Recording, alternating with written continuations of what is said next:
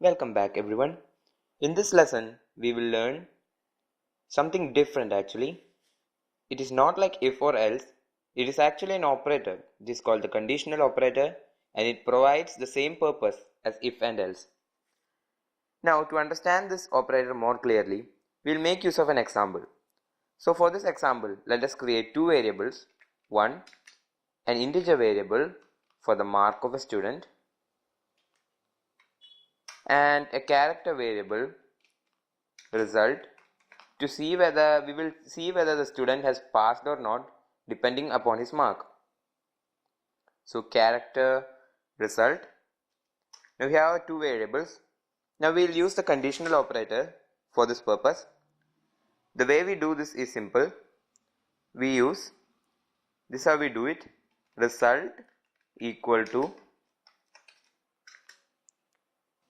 marks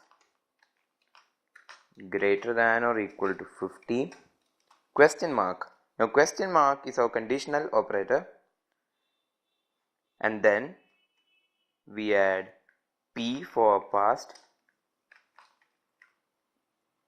and F for failed.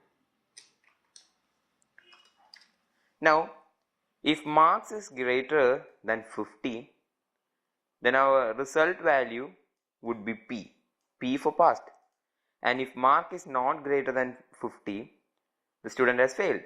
So the value of result would be F. Now let us receive the mark from our user by cin marks. Okay, now we'll print our output. Result of the student is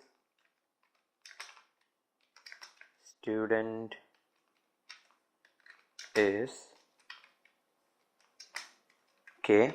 Now our result.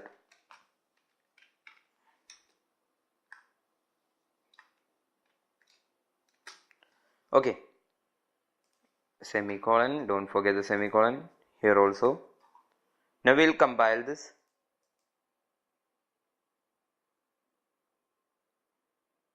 Okay, now we can first we'll start with pass. Okay, we'll suppose the mark of the student is 80. The result of the student is P for passed. That means our student has passed. Now let us try if the marks is less than 50, maybe 20. See, the result of the student is F. That means he failed. Now this is also another way of using conditions in our program.